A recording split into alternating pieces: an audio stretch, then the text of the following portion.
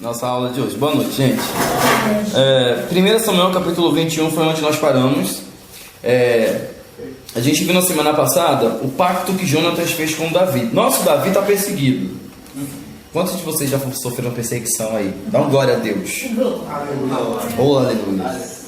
Então veja, a história de Davi é a história mais extensa na Bíblia. Em questão de acontecimento, a história de Davi é bem mais documentada, bem mais detalhista do que a do próprio Messias. A gente sabe mais sobre Davi, da sua vida na terra, do que sobre Jesus. Isso é incrível, porque os 4 evangelhos são muito similares, né? Então poucas diferenças entre eles. E, por exemplo, sobre a infância e juventude de Jesus não se fala. Eu tenho uma curiosidade para saber como é que foi a adolescência de Jesus, sabe? A gente tem que lidar com esses filmes ridículos que fazem aí, tentando explicar. Né? Tem que ter, né, cara? Tem que ter. Todo mundo tem isso, meu Deus do céu.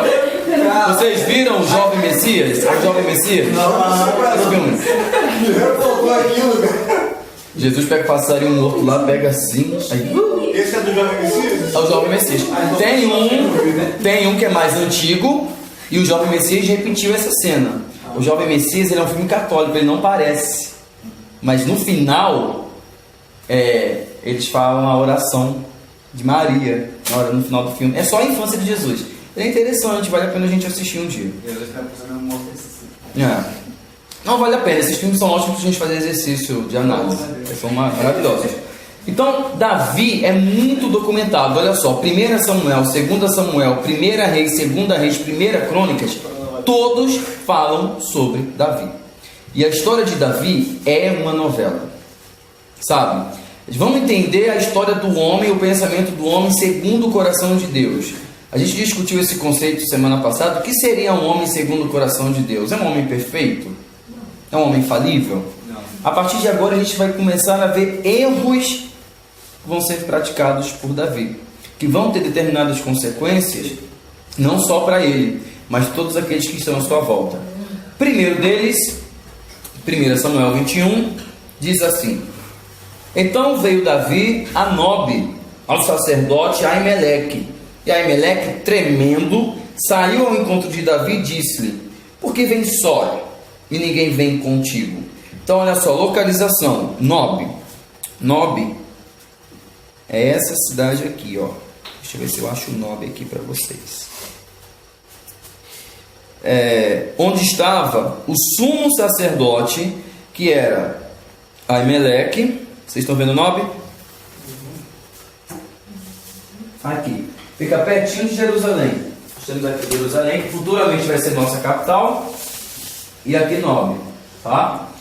A região de Azek, onde houve a guerra contra os filisteus. Então o que acontece? Davi vai ter com o sacerdote, mas Davi ele está como fugitivo de Saul. Ele está sendo perseguido.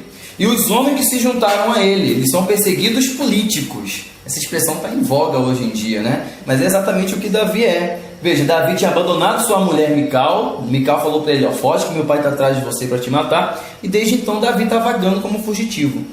E o sacerdote tem medo, porque ele não vem acompanhado de uma comitiva real. Ele vem como um soldado. E ele vai dizer assim: Davi vai dizer para o sacerdote: o rei me encomendou um negócio e me disse: ninguém saiba deste negócio pelo qual eu te enviei e qual te ordenei. Quanto aos jovens, apontei-lhes tal e tal lugar. Mentira. O que Davi fala? E está indo por ordem de quem? Do rei.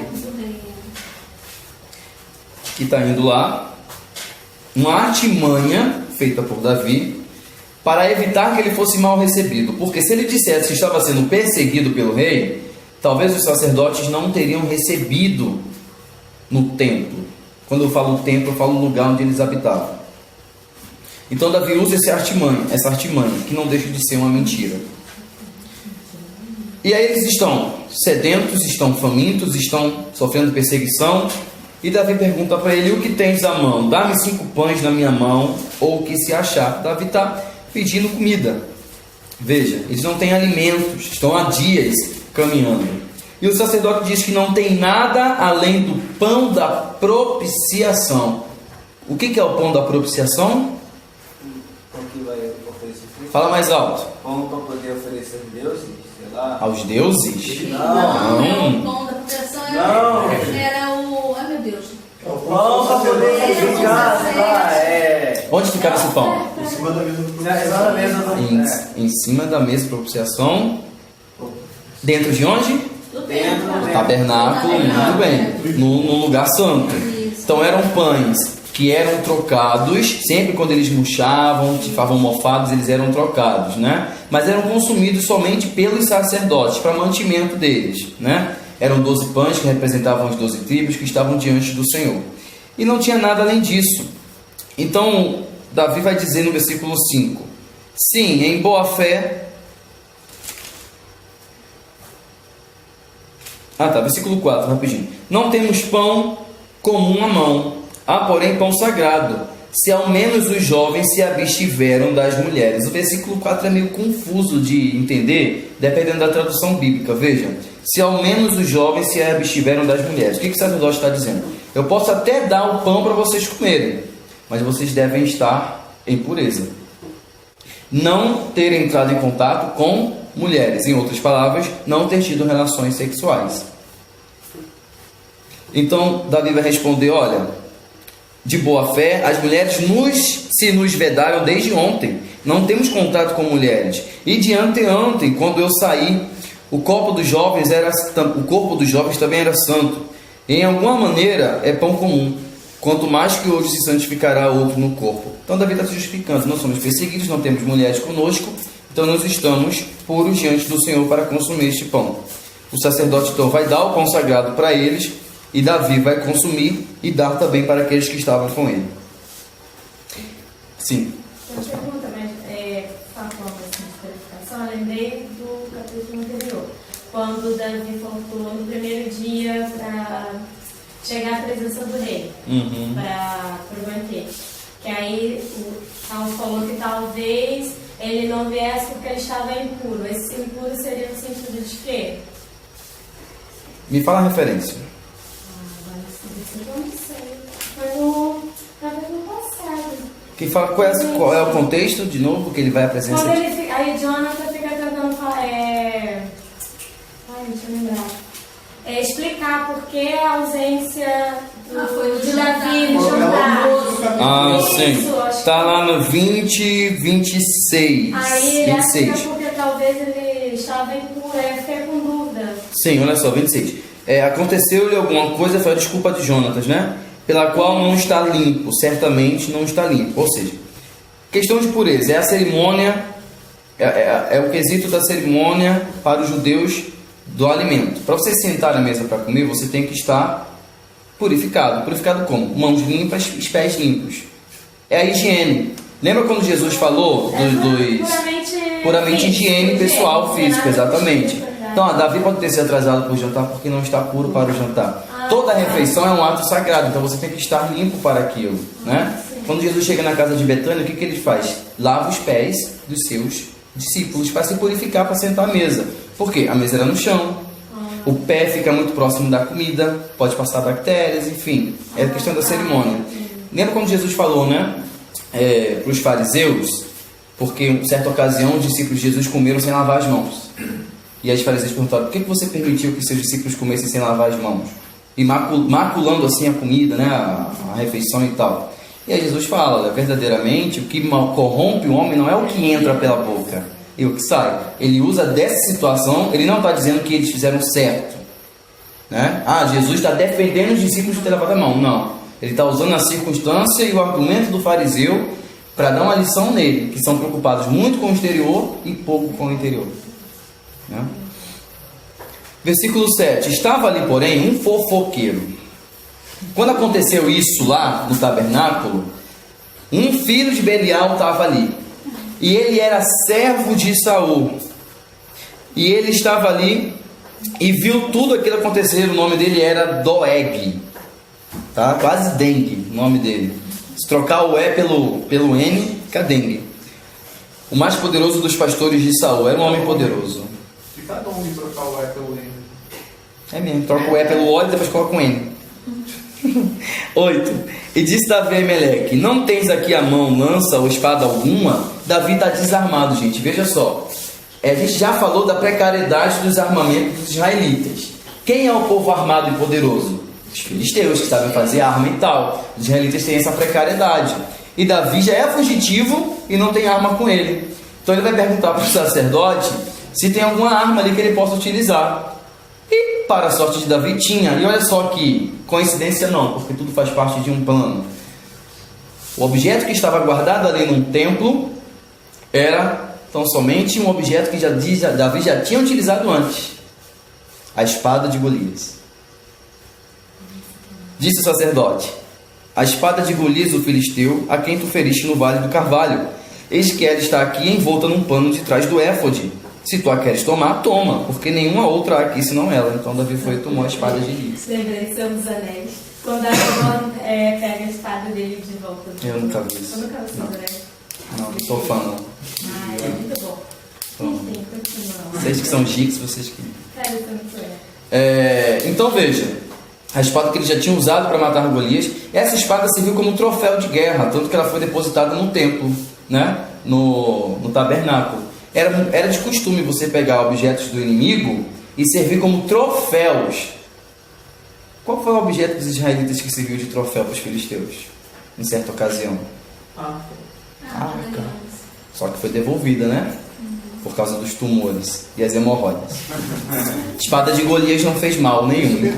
Muito pelo contrário. E muitos outros eventos, exatamente. São um exemplo mais próximo de nós. E o que vai acontecer? Davi então vai fugir novamente. Enquanto ele estiver no território de Israel, ele não está seguro, porque Saul está caçando ele. Qual é o lugar mais próximo e mais seguro para Davi ir? Não tinha. Então ele vai para o lugar mais perigoso que ele poderia ir. Como não tem lugar seguro, eu vou para o lugar mais perigoso. Por aqui que pareça. Ele vai para Gate, cidade dos filisteus. Ele vem para cá. Ele foge das terras dominadas por Saul e vai para a terra dominada por filisteus. E não vai ser só essa vez que ele vai fazer isso. Ele vai fazer outras coisas. Só que o que acontece? Quando ele chega lá, ele é reconhecido como o famoso guerreiro Davi. E ele é preso pelo exército do rei de Gate, cujo nome era Aquis. Davi então é levado à presença do rei. E aí o episódio é muito engraçado. A gente imaginar a cena. Quem assistiu a novela do rei Davi deve lembrar dessa cena. A estratégia de Davi para se livrar das mãos do rei de Gate. Qual foi? Alguém sabe?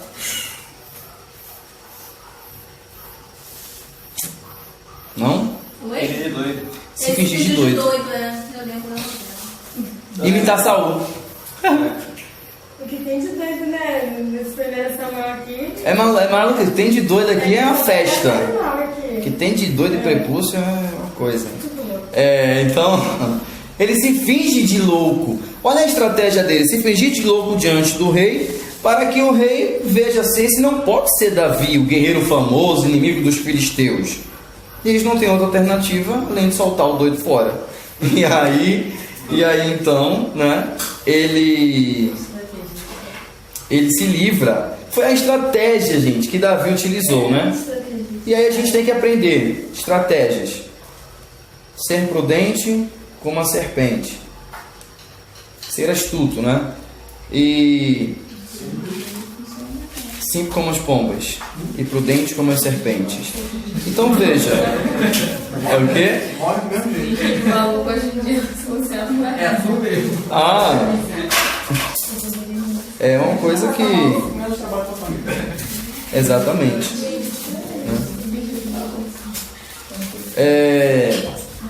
Tem um salmo na Bíblia que Davi louva a Deus por ter o livrado da mão do rei de Gate. Estava marcado esse salmo aqui e acabei perdendo.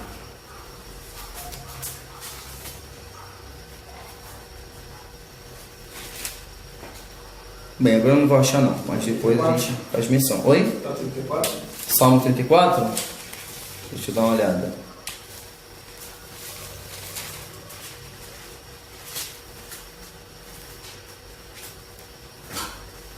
Isso, muito bem. Salmo 34. Veja, Salmo 34, Davi louva a Deus pelo livramento que deu diante de Aques, o rei de Gate, o rei filisteu, né? Esse salmo vai dizer o seguinte, ó: louvarei ao Senhor em todo tempo, o seu louvor está continuamente na minha boca. A minha alma se gloriará no Senhor, os mansos ouvirão e se alegrarão. Agradecerei ao Senhor comigo e juntos exaltaremos o seu nome. Busquei ao Senhor e ele me respondeu. Livrou-me de todos os meus temores. Olharam para ele e foram iluminados, e os seus rostos não ficaram confundidos. Clamou este pobre, e o Senhor o ouviu, e o salvou de todas as suas angústias. E aí o versículo 7 é o mais famoso. O anjo do Senhor acampa ao redor dos que o temem e os livra. E é um salmo de agradecimento pelo livramento que Deus dá a Davi. E dentro desse salmo a gente tem uma profecia messiânica que liga diretamente à figura de Jesus Cristo, que diz assim, os versículos 19 e 20: muitas são as aflições do justo, mas o Senhor o livra de todas. Ele lhe guarda todos os seus ossos, nem sequer um deles se quebra. Diretamente ligado a Jesus Cristo, tá? Então é um salmo que também tem característica messiânica. Bom, Davi então vai embora de Gate e vai ficar escondido, no capítulo 22 fala, na caverna de Adulão, onde ele vai compor outro salmo a Deus. Então veja só, estudar o livro de Salmos é estudar um livro de contexto. Todo salmo tem um contexto na Bíblia. Davi não escreveu por nada. Estou aqui fazendo nada, vou escrever um salmo. Não é isso. Tem um contexto, todo salmo tem uma explicação. Então, por exemplo, o que a gente acabou de ler, quando ele é livrado da mão do rei de Aques, um salmo que ele escreveu agradecendo sobre o livramento. O outro salmo que ele vai escrever sobre quando ele vai se refugiar na caverna de Adulão, ele vai escrever outro salmo para agradecer a Deus sobre tal coisa. Veja só, dos capítulos 51 até os 60 do livro de Salmos, eu falei capítulos, né, mas é um erro porque Salmo não tem capítulos. Do Salmo 51 até os 60 são salmos de períodos da vida de Davi muito próximos e não são cronológicos. Ou seja, o Salmo 51, quando ele escreveu depois do Salmo 52, mas o 51 está primeiro na Bíblia. Então, já aqui introduzindo o livro de Salmo para vocês, que a maioria, grande parte deles foi Davi que escreveu, os salmos não são cronológicos, eles fazem parte da história de quem o escreve. Se a gente fosse começar a estudar o livro de Salmos, cronologicamente na Bíblia, em que livro da Bíblia a gente teria que começar? Você sabe me dizer? Por exemplo, na história de Davi, eu leio os Salmos de Davi, não é isso? Êxodo. Exatamente, Êxodo. Os primeiros a comporem Salmos, quem foram? Primeiro Moisés e os filhos os filhos do Belial lá, que fez a rebelião. De Samuel? Não. Belial. Lá atrás, deserto, Moisés. Quem foi que fez uma rebelião contra Moisés? Foi aquele, meu Deus, eu esqueci o nome dele. Que queria usurpar o lugar de Arão. Corá. Corá. Ou Coré, dependendo da tradução. Os filhos de Corá sobreviveram à praga que o Senhor mandou para matar. Sim, e eles escreveram salmos a Deus. Também tem, está no livro de Salmos. Também tem os salmos dos filhos de Asaf, que eram levita. Temos salmos de Davi, temos salmos de Moisés. Então o livro de Salmos é um composto de vários autores, que não está em ordem cronológica, mas que conforme a gente vai estudando a história desses homens, vão sendo acompanhando esses salmos. Então, vocês que estão estudando, nós que estamos estudando 1 Samuel, passe a ler os salmos de acordo com os acontecimentos, tá? Porque vai fazer sentido na história. Veja, o Salmo 52, Davi escreveu quando Saul contou para Doeg que Davi tinha ido visitar o sacerdote. Quando o quê? Quando Davi tinha ido visitar o sacerdote Alimeleque, Doeg contou pra Saúl. Doeg vai, eu já dei spoiler, Doeg vai contar para Saúl, tá? Doeg vai contar para Saúl. O Salmo 56 fala quando os filisteus prenderam Davi, que é essa passagem que nós acabamos de ler. O Salmo 57, achei, é o salmo que ele escreve dentro da caverna de Adulão. Não, repete aí o 50. Depois do 52 você falou o quê? Salmo 52, Salmo 54 é quando ele descobre que Doeg tinha contado para Saul sobre o paradeiro dele. 52. Desculpa, gente. Agora é 57. Gente, 52, desculpa. E 54 também, é o mesmo contexto. Ah, É a mesma coisa, no mesmo contexto. O 57 é o salmo da caverna de Adulão, quando ele está abrigado na caverna e ele ora a Deus. Então vamos voltar lá para 1 Samuel 22. Ah, tá bom. Ah, gostei também. Todo salmo tem um contexto, gente, um objetivo. Davi escrevia salmos, na verdade, desde o seu pastoreado de ovelhas, né? Mas os mais conhecidos, os mais famosos deles são os que vão acontecer depois desses episódios, depois do gigante Golias. Então olha só, o que aconteceu com Davi quando ele estava na caverna? Ele orou a Deus, clamou a Deus e ele recebeu ajuda. Todo homem de Israel que estava inconformado com o governo de Saul se uniu à causa de Davi. Golpe. É golpe. É golpe. É golpe. E muitos deles eram super radicais. Por muitas ocasiões, a gente vai ver daqui a pouco, Davi vai ter a oportunidade de assumir o trono de imediato pelas suas próprias mãos, apoiados por esses homens que eram seus generais, mas ele não vai querer. Ele não vai querer dar o golpe. Davi não era golpista, tá? Então, o que vai acontecer? Homens que estão inconformados com o governo de Saul, principalmente homens endividados. O que é melhor para levantar uma revolta contra o rei do que a taxa de impostos que ele cobra sobre seus habitantes? E esses aqui, amargurados de espírito? Que estavam inconformados com a situação de Israel. São esses.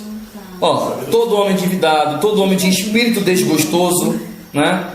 E ele fez chefes, ele tornou esses homens generais e chefes, e eram 400 homens com ele. E aqui eu quero fazer uma retratação. Olha que interessante, a gente vai lendo a Bíblia e vai descobrindo coisas, a gente vai aprendendo sempre. Lembra quando a gente falou sobre a mãe de Davi? A possibilidade dela ter estado viva ou não durante os episódios que estavam acontecendo? A gente descobre no versículo 3 que é assim, ela estava viva. Versículo 3 diz o seguinte: e Davi foi para Mispa dos Moabitas. Então olha só, ele vai para a terra de Moabe.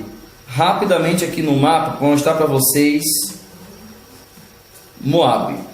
Olha aqui, ó. Esse mapa aqui ele é muito bom para a gente entender o contexto da época. Temos aqui Israel. Esse vermelhinho aqui é o governo de Saul. Saul dominava toda essa área aqui. Veja que interessante, apesar de os israelitas terem conquistado todas essas regiões aqui, tirando aqui a Filistia, a Fenícia, vai ter época durante a história de Israel que o mapa vai fazer isso. Por quê? Ganha guerra, perde guerra. Ganha guerra, perde guerra. Tem uma cidade aqui em cima, perto de Amar, chamada Ramote de Gileade, que essa cidade, um ano era dos sírios, um ano era de Israel. Um ano era dos sírios, um ano era de Israel. Você não sabia o que você era, sírio ou israelita? Sírio ou israelita. Por quê? Acabe ganhava, Acabe perdia. Acabe ganhava, Acabe perdia. No final eles vão ficar com os sírios mesmo. Então assim, é guerra por cidades, por pontos estratégicos. Saul dominava toda essa área aqui. A região de Moabe. Ué, Rogério, mas os israelitas não tinham vencido os moabitas? Tinham, muitas vezes. Uma vez com Moisés, outra vez com Juízes. Mas esses povos se levantam de novo. Israel pecou de novo, então eles perdem de novo, né? Edom aqui embaixo. Edom são descendentes de quem mesmo? Quem é o irmão de Israel? Esaú. Esaú. Os descendentes de Esaú, o ruivo, peludo, irmão de Jacó, eles estão aqui embaixo, e vivos, irresistentes, implicantes, tá? Então, aqui é a cidade de Ramote de Gileade que eu falei. Então, olha só. Com Davi, a linha roxa. Quando Davi for rei, olha como vai ampliar o território. Saul só tinha isso aqui, ó. Davi vai conquistar Moabe, vai conquistar Edom, vai conquistar parte do norte. Só não vai conquistar os filisteus aqui do lado, tá? Nunca conseguiram dominar essas áreas, essas terras, tá? E depois com Salomão, ainda vai subir e vai para cá. Então tudo isso aqui mais isso aqui. E aí durante essa época todo Israel era um só. Saul era rei sobre todo Israel, mas isso não quer dizer que todo Israel apoiava Saul. Estava conformado com o governo de Saul. Tanto que Davi retém para si muito apoio político, apoio militar e apoio de pessoas. Dentro dessa ocasião, veja, quando você é perseguido, você não é perseguido sozinho. Os que estão com você também são perseguidos. A família de Davi também estava sofrendo essa perseguição. Saul intentou muitas das vezes, hipoteticamente aqui falando, chegar a Davi através da família. Veja, os irmãos de Davi faziam parte do exército, não faziam? A Bíblia não fala, mas não é difícil de nós imaginarmos a pressão que eles sofreram, ou se eles delataram Davi ou não. Isso é coisa para licença poética de novela. Na novela ele delatou. Ele delatou, né? O irmão mais velho e tal. Queimou a casa Queimou a casa da família. Queimou a casa da família. Mas Davi vai refugiar sua família em Moabe, que não pertencia às áreas de Saul, e Saul não ia lá em Moabe, porque se invadisse uma cidade era guerra decretada, né? É como hoje, por exemplo, vocês lembram do Edward Snowden, o cara lá da CIA, que revelou os segredos dos Estados Unidos? Para onde ele foi se refugiar? Na Rússia, que lá ele é protegido. Então é o que Davi está fazendo com a família dele, se refugiando num reino inimigo. Por que Moabe? Aí vai a pergunta. Porque ele leva sua família, seu pai e sua mãe para Moabe. Por quê? Por quê? E aí, Teresa, por quê? Por que será? Por que Moabe? Porque junto com os moabitas. Tem ligação com Ruth? Perfeito. Ô, menino inteligente. Não é não, gente. Você fica olhando pro rodapé da Bíblia. O X da questão, nem toda a Bíblia tem rodapé. O X da questão. Eu não entendo a Teresa.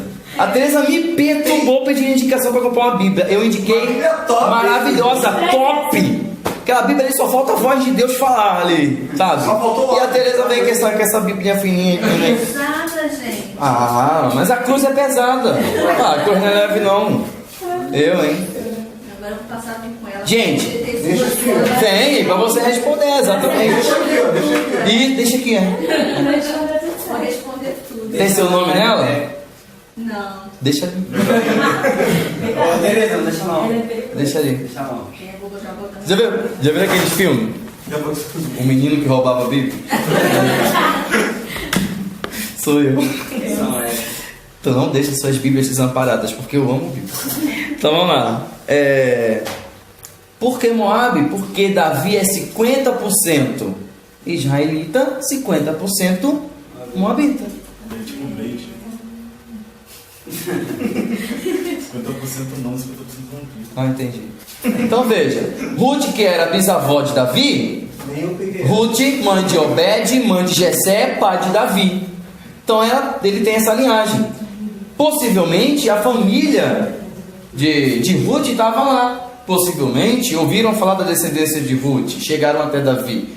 Então possivelmente eles tinham pessoas de confiança lá na terra de Moab. Tá?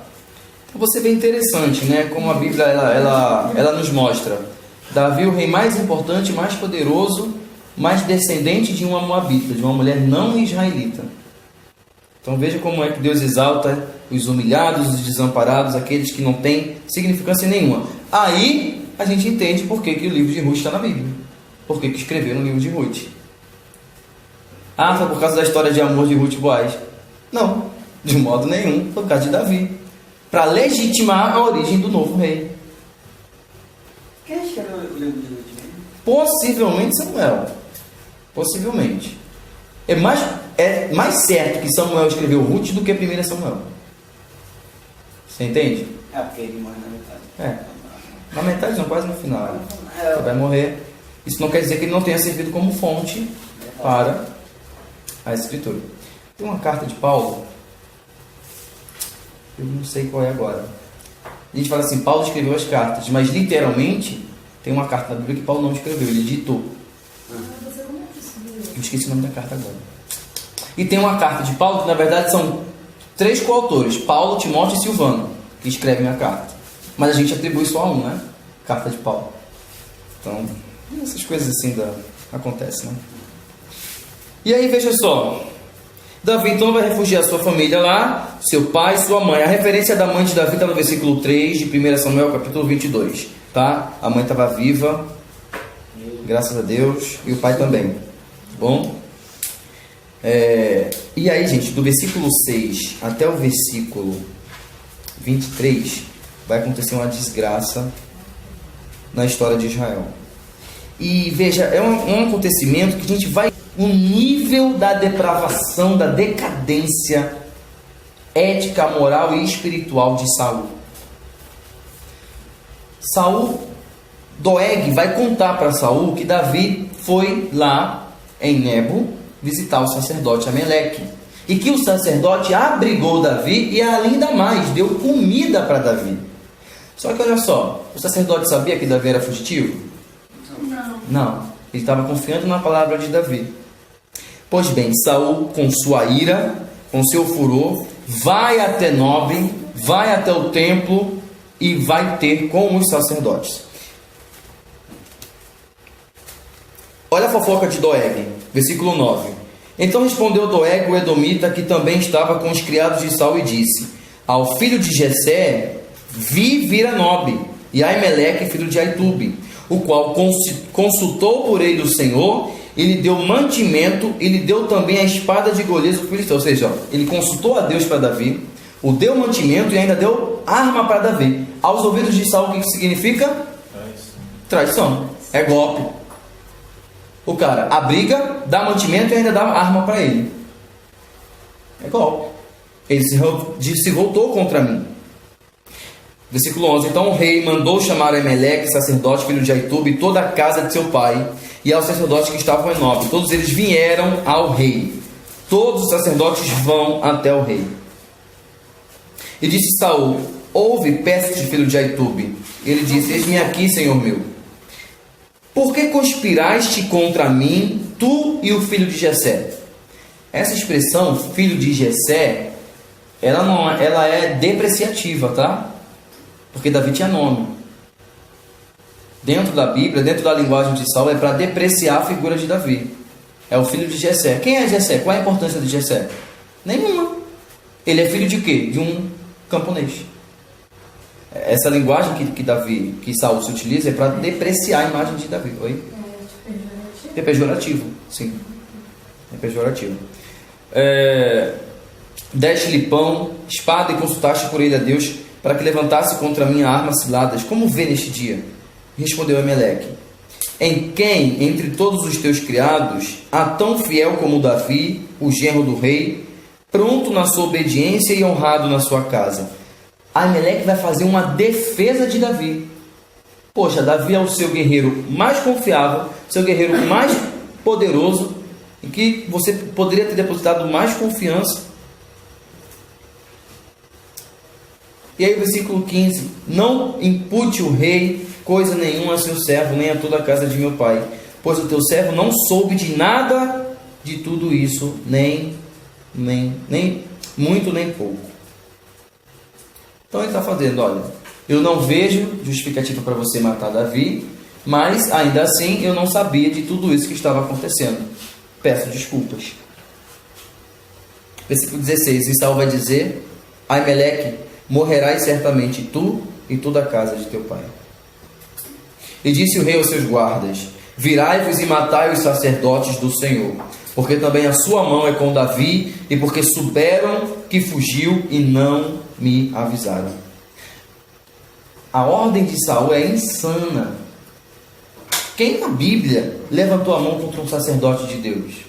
Contra o ungido do Senhor? Mostra que ele não tinha temor nenhum. Matem o sacerdote. Do Senhor. Exatamente, do Senhor. A obsessão dele pelo poder, a mente dele está tão perturbada que ele não está nem aí se é o sacerdote de Deus, se ele vai ter prejuízo com isso. As consequências, veja, ele não mede as consequências dos seus atos. E isso é horrível. Quando nós não medimos as consequências dos nossos atos. O que nós fazemos hoje vai surtir um efeito amanhã. Daqui a pouco a gente vai ver qual é a consequência desse ato dele. Saul está querendo consultar a Deus. A quem ele recorre? Como ele vai consultar a Deus depois, matando todos os sacerdotes? Ele está com o ato dele se afastando mais ainda do contato com Deus. Deus já não respondia. E sem sacerdote, então? Aí ele tem que ir na pitonisa poder consultar o sacerdote consultar Deus. Olha só. Então, você está vendo? Ele não pensou nisso. O ato dele vai fazer com que ele cometa 2 erros injustificáveis: matar o sacerdote do Senhor e cometer feitiçaria. Então, você veja só veja só a consequência. Tem aqui uma aqui. Pega uma testada aí para quem tiver. Alguém tem caneta aí para emprestar?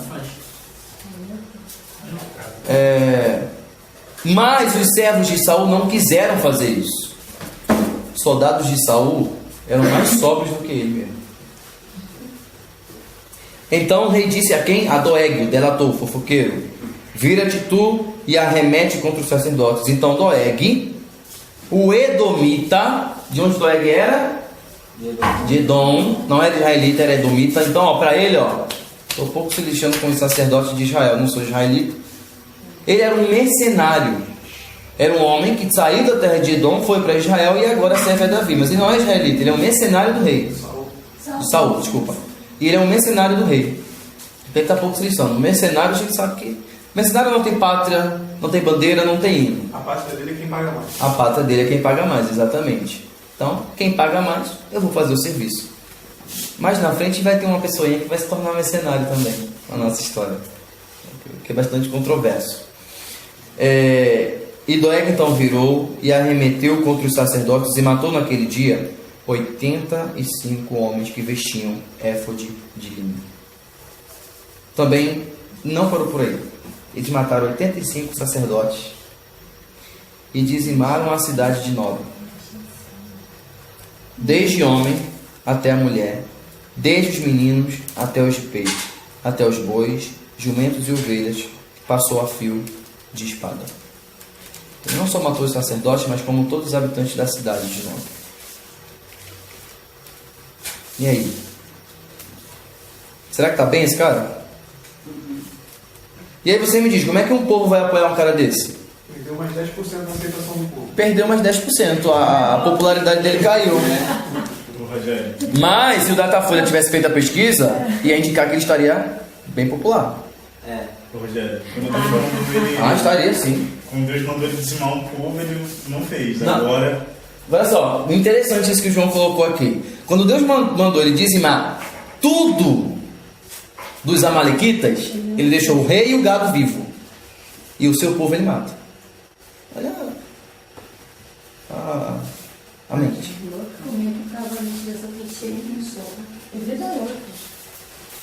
Isso é o que acontece quando Deus se afasta do homem. O homem mostra quem ele verdadeiramente é. Por que o reinado de Saul foi tão bonito, tão próspero?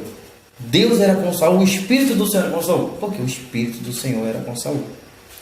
Quando o homem lhe dá lugar ao seu eu, à sua vontade, ao seu desejo, Deus ele é misericordioso até certo ponto em nos prender.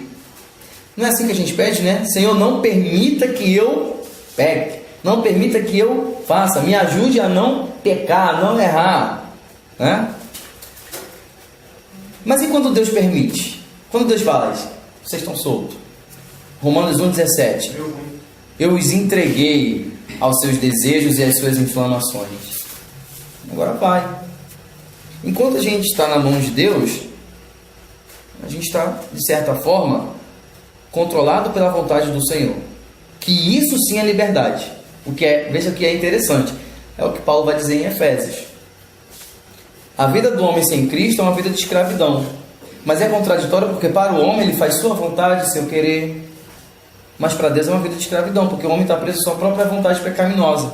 Cristo vem para livrar o homem desse desejo pecaminoso, colocando ele na rédea da palavra do Senhor, o caminho, que é Jesus Cristo. Então, para o mundo que olha para nós que estamos dentro, vê a gente alienado, só fazemos o que Jesus manda, só dizemos o que Jesus diz, para o mundo isso é alienação. Esses são os egípcios. É aqueles que estão na servidão da idolatria, na servidão do paganismo, mas nós que estamos no deserto somos livres para adorar o nosso Deus. Então é melhor estar no deserto livre do que no Egito escravo. Estava falando mais ou menos sobre isso hoje, cara. Essa é a maior dificuldade do ser humano quando você fala contra o livre-arbítrio. Porque o livre-arbítrio é que anuncia para ele fazer sua própria vontade, escolher seus próprios desejos, viver da forma que ele quer. Agora, quando você vem falar assim, não, mas Deus não quer isso aí, não permitiu isso aí. Aí você começa a comprar uma briga. Como eu disse assim, nós vivemos com Deus da forma que o povo prega uma amizade, mas como se fosse verdadeiramente amigo, né? Quando eu quero, e quando não vale para mim, eu deixo de lado. Era o que Saul fazia. Então. Era o que Saul fazia. Exatamente. Então veja só, Davi foi entregue à sua mente, aos seus desejos, aos seus pecados. Deus tinha de fato abandonado Saul. Mas dessa matança, um sacerdote vai escapar. O nome dele era Abiatar, o qual fugiu dessa matança. O versículo 20 vai dizer assim, que escapou um sacerdote chamado Abiatar, o qual fugiu e foi para Davi. E aí contou para Davi tudo o que tinha acontecido com Saul, que Doeg tinha fazido e tal. E Davi acolheu esse homem. Olha só como é que Deus está fazendo as coisas. Olha só. Às vezes a gente pensa, por que Deus permitiu que Saul matasse 85 sacerdotes? Vocês conseguem dar uma resposta? Qual é a lógica de Deus nisso? Só nesse versículo que você passou. Só nesse versículo que você passou, você está vendo o seguinte. Saul ficou sem. Teve como consultar Deus. O único sacerdote que pode fazer isso está com Davi. Deus está tirando não só a influência política, a influência o desejo do povo, o contato com ele mesmo de Saul e dando para quem? Para Davi. Mesmo que isso tenha episódios tristes que vem acontecer. Mas esses episódios tristes que a gente vê aqui fazem parte de uma profecia de Samuel. Lembra que Samuel falou para um sacerdote que a casa dele não subsistiria e que a descendência dele não seria para sempre sacerdote? Falou para quem? Para Eli. Foram mortos todos. O único que sobrou foi Abiatar. O único da linhagem de Eli. Foi o único que sobrou. E mais na frente vai morrer também. Então isso é o cumprimento da profecia de Deus através de Samuel. Isso não tinha se cumprido antes? Não, olha quanto tempo para se cumprir. De Eli. Parte deles eram da linhagem de Eli, sacerdotal. Por quê? Saul, desobedecendo a Deus, sabia que a linhagem de Eli tinha sido amaldiçoada, tinha sido rejeitada por Deus, mas ele ainda assim constituiu sacerdotes, filhos de Eli. Deus vai eliminando de um por um, né? E aí, como o Eric bem apontou, Deus está tirando tudo de Saul e entregando na mão de Davi. Olha só para onde Abiatar vai fugir? Para Davi. E outra coisa, vai fugir, mas vai levar com ele o éfode e as pedras de Urim e Turim, que eram um objeto utilizado para se consultar a Deus. Então, Saul perdeu contato com Deus. Perdeu. Vou passar um vídeo para vocês agora, para a gente assistir rapidamente, sobre esse episódio. Deixa eu quieto. Ué, gente. Em que sentido ele é bom? Só o Rafael achou bom? Não, eu gostei também. Que sentido você gostou? Por quê? Porque retratou, né, essa passagem. Uhum. Bastante conjectura, né? Mas não invalida o... Sim. Conta que foi só o Boeg que matou, né? Oi? Na Bíblia dá que foi só o Boeg que matou, né? Sim. E ali alguns soldados flecham também. Né? Eles não correram. Não correram. Não adianta. Você, para o judeu, você fugir da morte é uma vergonha muito grande. Sério? Você deve morrer em nome de algo. E eles estavam ali na morte mais honrosa que eles poderiam ter. Morrer em nome de Deus. Então, assim, eles aceitam o que é o momento e que é a forma como Deus determinou que seria. Então, por isso que... Por exemplo, um judeu, quando ele via que seria preso, levado inimigo, quando ele via que a batalha estava perdida, ele se matava. Porque é mais vergonhoso você cair pela mão dos inimigos do que pela sua própria. É mais vergonhoso. Isso ainda dá um spoiler futuro. Dá um spoiler. Verdade. Pontos negativos, vamos lá. Agora tem, né? O som. Tava tentando prestar atenção. Não, mas... Gente! Gente, eu tava falando sério. Eu não consegui entender direito. O cara tá falando, eu tô entendendo Eu tô daqui nada que tentando tá falando. assim. Porque já que é pra falar do som, a interpretação também era muito boa. Aquele sabendo da revelação. Não é a qualidade da imagem, é o som. Bom, começamos pela expressão mais, depois vai avançando. Não, o que você falou, né? Foi tudo o plano de Deus, né? Ali, na hora que exterminou todos os sacerdotes, Saul ficou sem ter como ter contato com Deus. E como se salvou um, e foi ficar com Davi, né? Que era, eu acho que pelo que você falou, foi tudo no plano de Deus, isso, nesse acontecimento. Vocês acham que foi bem interpretado? Ali não. É? Não? Não, tá bom. O que vocês acharam da roupa dele? Eu faço agora o feminino, né? Poxa, Era assim mesmo, aqui É católico isso, né? É romano. Não é um... O católico Você falou a palavra-chave. Influência do Itália. O filme é um filme culturalmente romano. A roupa de Saul, a roupa dos sacerdotes, a roupa das pessoas, o lugar, a forma, é cultura romana. Veja, Saul vestindo aquela túnica e aquele manto por cima do braço, por cima do ombro. Os romanos que tinham esse costume. Davi de cabelo loiro. Os chapéus dos sacerdotes fazem referência a quem? Ao papado. E isso é coincidência? Não. Isso serve para quê? Tem um objetivo muito simples isso. Mas ele dá o movimento dele. Oi? Educar. Hã? Educar o povo naquele costume. Não só isso. Não só isso. Quando você coloca os sacerdotes de Israel similares exteriormente aos sacerdotes de Roma, você está legitimando o sacerdócio papal. Pelo figurino. Olha como que você faz isso pela aparência. Porque culturalmente, quem é que usava aquele chapéu pontudo? Culturalmente, quem é que usava? Sacerdote de onde? A gente viu a imagem deles. Você mandou a imagem? Dos cristãos? Dos filisteus, exatamente. O nome não vem na mente. A imagem de Dagon é exatamente igual ali ao chapéuzinho e tal, né, que eles colocaram no sacerdote. A roupa do sumo sacerdote estava bem legal. Eu gostei da roupa do sumo sacerdote, mas dos outros não estavam não. E é isso. Então, só para vocês verem como é que através do figurino, de uma cena de comportamento, o objetivo de você legitimar algo. Todo filme, todo isso tem um propósito além daquele de mostrar a história. Ele quer legitimar algo, fazer alguma defesa, apresentar algum ponto de vista. Então vocês veem isso. Se gritasse água, o Saulo responde a célula.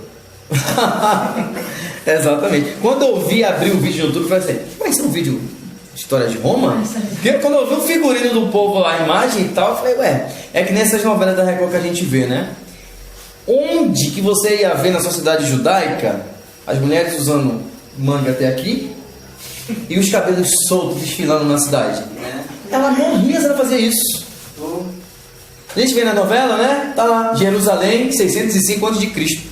As mulheres estão no vestido de moda, estão de vestido com bordado, bem atual, a manguinha aqui mostrando o braço, um penteado, o cabelo de fora. Gente, a mulher não podia mostrar o cabelo. Né? A mulher casada, até na época de Cristo, não podia sair com a cabeça descoberta. Cabelo na cultura judaica é um símbolo sexual. Tinha também beleza. Tinha bebê, e tudo. Vocês estão tudo em pecado. A mulher casada, a solteira podia. E a divorciada? A divorciada repudiada devia se vestir de modo que fosse identificada como divorciada, repudiada. Sim. A viúva tinha que se vestir como viúva. O exterior, gente, tem que mostrar aquilo que a pessoa é. E na cultura judaica, isso era muito forte. Então é claro, por que eles vão colocar isso numa novela do século XXI? Porque ninguém quer ver as mulheres lindas, as atrizes lindas, todas cobertas com os olhos de fora. Quer dizer, com aqueles cabelos lindos. É uma questão de chamativo, de chamar, né? A gente viu lá, por exemplo, a novela 10 Mandamentos. Arão. Os próprios clientes não vão entender. Vai falar assim, é muçulmano, sabe? É muçulmano, exatamente. Você vê Arão. Arão era escravo lá no Egito, né? Arão parecia um lutador de boxe, né? Homem forte, musculoso, bonito. Aí eles botam a roupa dos escravos, com aquele decote aqui no peito. A pessoa que está assistindo a novela, o objetivo é de aprender culturalmente, tá desejando o cara na novela lá, Mas funcionava bem, né? Exatamente, né? Você vê a questão, por exemplo, da família real egípcia. Bota os atores brancos, a maioria branco e tal. Nada a ver. Exatamente. Então, são questões. Tudo isso é para legitimar alguma coisa, tem um objetivo, tem um discurso. A gente tem que dar atenção nisso tudo, né? Nessa novela de Jesus que teve, colocaram o quê? Um Jesus de média estatura, moreno, barbudo e cabelo curto. Segundo eles, o objetivo era desfazer a imagem do Jesus sueco que a gente tem, né? E que de fato Jesus era bem mais próximo a esse da novela que eu vou apresentar. Lázaro É possível. Engraçado é que Jesus falava igual de Macedo também. Exatamente. Eles estão instruídos a fazer isso. Falava o quê? São instruídos. Falava muito parecido com o de Macedo. Então, discípulos, vocês estão aqui hoje! No final da novela fala que é pro bebê água. Tá, já. Corta. Mas vamos lá. Não, mas isso é para legitimar, claro. Quer ver uma coisa? Não que seja errado. Eles não estão errados, eles vão estar espertos em fazer isso. Se uma determinada denominação tem o poder, a influência e o método para fazer, eles vão fazer em prol deles, da ideologia deles, da doutrina deles. Quer ver uma coisa? Quando saiu lá a novela 10 Mandamentos, o que estava em voga na teologia da Igreja Universal? Pregação sobre o Êxodo, pregação sobre libertação, que é o ponto-chave da pregação deles, libertação, né? E eles falavam, assistam a novela. Eu vi a propaganda deles nos cultos, assistam a novela e tal, vocês vão aprender. Então uma coisa é conectada à outra. Se fosse o Silano Malafaia que tivesse feito, então o filho dele foi crescer. Mas já. Deixa eu dar uma olhada. Que pena. Bem, vamos lá. Capítulo 23. Fernanda, por favor. Nossa, tá caro isso, hein? No capítulo 23, Davi vai salvar a cidade de Keila, que está sendo saqueada pelos filisteus. E ele consulta a Deus se era para ele ir na guerra ou não. Deus responde que para ele ir, que certamente ele sairia vitorioso. E ele vai e livra aquela cidade. Vê se as empreitadas militares de Davi cada vez mais o ajudam a se legitimar e alcançar apoio do povo em Israel. E ele está lutando, ele está guerreando. Quem deveria fazer esse trabalho aqui era quem? Saul, ele era o rei, tem que proteger. No caso é Davi quem vai. Do versículo 14 até o 29, sabendo Saul que Davi estava próximo ao deserto de Zif, Saul buscava todos os dias, porém Deus não o entregou na sua mão. Olha o que diz o versículo 14. Deus não entregou Davi na mão de Saul. E aí, Saul está perseguindo Davi. Jonatas secretamente vai ter com Davi e vai dizer o seguinte, versículo 17: não temas, que não te achará a mão de Saul meu pai, porém tu reinarás sobre Israel, e eu serei contigo o qual também Saul meu pai bem sabe. O que Jonas está falando aqui? Todos nós já sabemos que você é ungido de Deus, é o escolhido, você vai ser rei. Eu reconheço isso. Eu não tenho problema com isso. Você vai reinar e eu vou ser seu vice-presidente. Esse é o intuito de Jonatas. Você reina, eu sou seu segundo. O intuito de Jonatas era esse. O plano de Jonatas era esse. Mas o propósito de Deus não era. A gente vai ver que o fim de Jonatas vai ser um fim de lamento, né? Então, durante aquela mesma noite em que os soldados de Saul estavam acampados, dormindo no deserto, Davi vai ter com Saul. Capítulo 24. O versículo 3 vai dizer que Davi e seus homens estavam ao lado da caverna, abrigados. Então os homens de Davi disseram, versículo 4, olha só, palavras dos homens de Davi. Olha como alguém fala em nome de Deus para você fazer alguma coisa. Recebe a profecia aí. Eis que o dia do qual o Senhor te diz, na linguagem de hoje, eis que te digo, eis que dou o teu reino, eis que dou o teu inimigo nas tuas mãos, e lhe farás como te parecer bem aos teus olhos. Levantou-se Davi e mansamente cortou a orla do manto de Saul. O pessoal de Davi lá está entregando uma profecia para eles. Eis que te digo, é agora que Deus te entrega Davi na tua mão. Só que o que Davi vai fazer? Olha só, versículo 6. Resposta de Davi: o Senhor me guarde de que eu faça tal coisa ao meu Senhor, ao ungido do Senhor, estendendo eu a minha mão contra ele, pois é o ungido do Senhor. Davi não faz nada contra Saul, porque veja, Davi entende que Saul pode estar errado, Saul pode estar cometendo vários erros, mas Saul ainda está na condição de rei de Israel. E ele vai morrer como rei. E ele sempre vai permanecer como um ungido de Deus, obedecendo ele ou não. Vai pensar não, Vai ter nada. Posso glorificar? Vai ser feio? Não, é data de Natal, fica bonitinho. Mas vamos glorificar mesmo assim. Vai ser maneiro eles ouvindo essa aula depois. Eu, como professor, eu não canto mais nesta igreja. eu como professor tenho que me alegrar pela presença dos meus alunos. Então, triste para ele, feliz para mim. Então vamos lá. Ele não toca no ungido do Senhor. Não toca no ungido do Senhor. Davi não sabia ser exaltado. Não sabia. E isso legitima um discurso hoje que, por incrível que pareça, nós ouvimos. Demais, né, pô?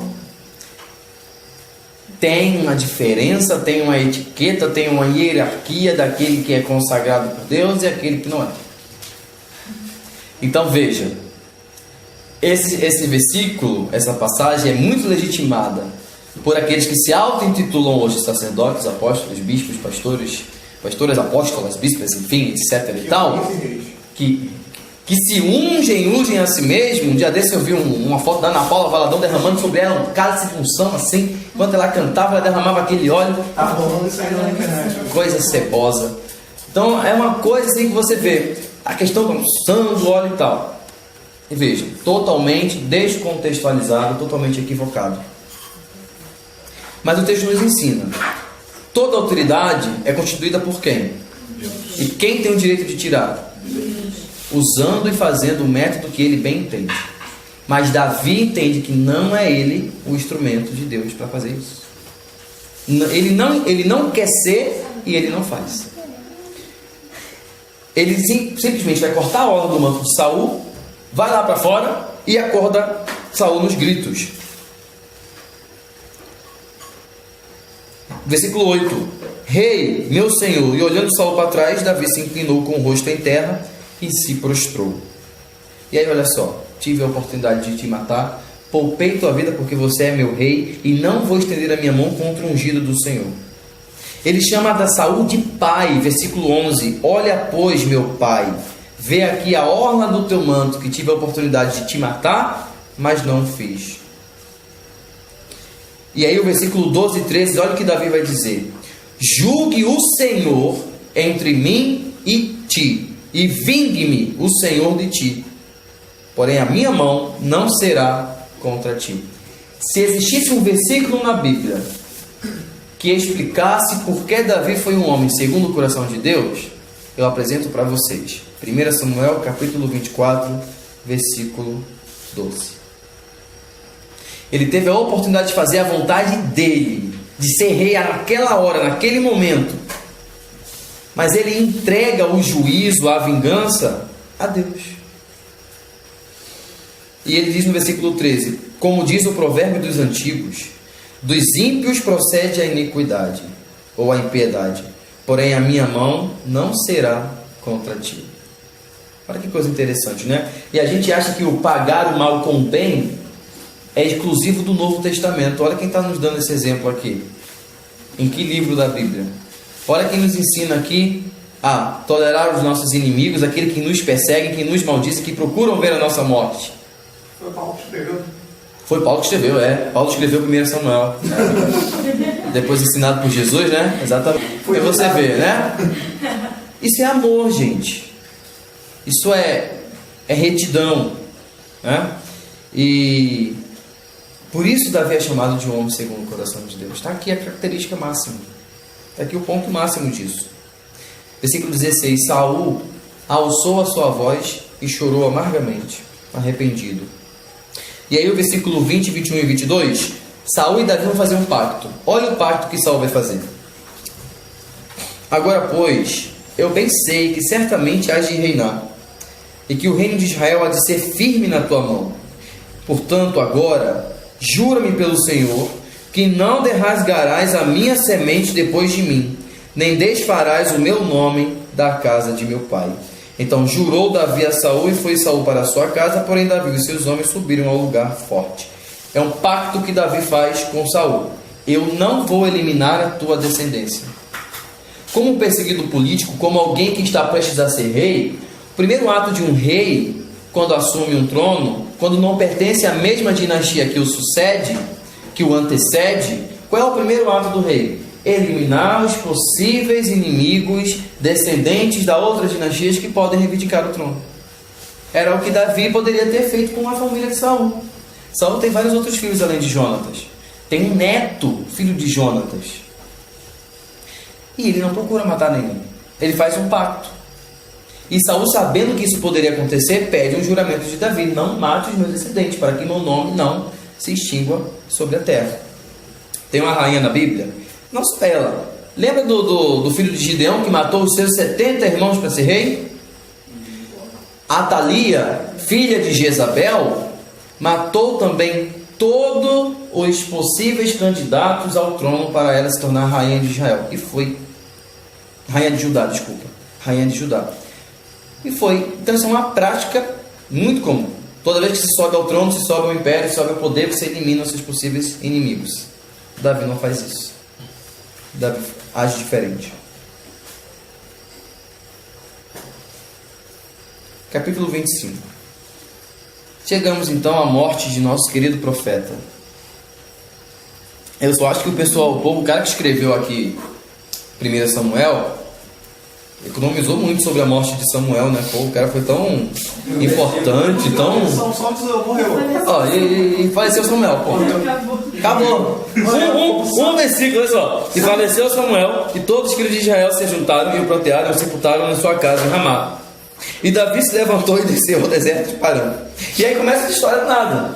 Só para dizer, ó, Samuel morreu, tá? Samuel morreu, todo mundo ficou triste, acabou. Diferente da morte de Moisés, né? Morreu, vai passar bem. Diferente da morte de Moisés, e nunca mais se levantou Israel profeta como Moisés. Diferente da morte de Josué, e todo Israel planteou por um mês, né? Diferente da morte de outros homens e tal. Até a morte de Sansão foi mais pronunciada, mais bem documentada. E a de Samuel, um versículo aqui, pronto, Samuel morreu. Então olha só, o autor do livro morre no capítulo 25 do seu primeiro livro. E como ele escreveu o segundo?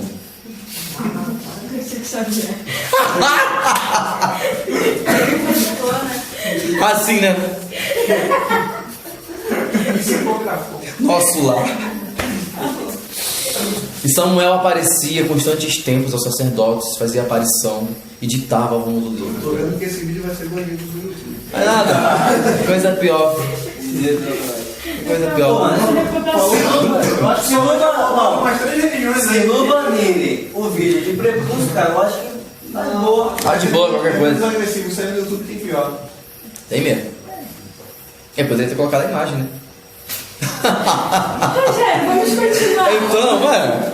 Olha não. Samuel morreu. Samuel morreu, gente. Vamos chorar pro Samuel. Samuel morreu. E aí vocês veem, olha, o entendimento de quem estuda a Bíblia e de quem não estuda a Bíblia. Quando você, tomara que isso não aconteça, mas quando você vê algum pregador, alguma mensagem, então, irmãos, Samuel escreve para nós aqui em 2 Samuel, capítulo tal, versículo tal, Que ele morreu. Não. aí você, ó, poxa, Samuel já estava morto lá, né? De 2 Samuel, capítulo 25. Então veja, essa é a diferença. Essa é a diferença de quem lê a Bíblia e de quem investiga, de quem examina. Nossa aula de hoje. Boa noite, gente. 1 Samuel capítulo 21 foi onde nós paramos. A gente viu na semana passada o pacto que Jonatas fez com Davi. Nosso Davi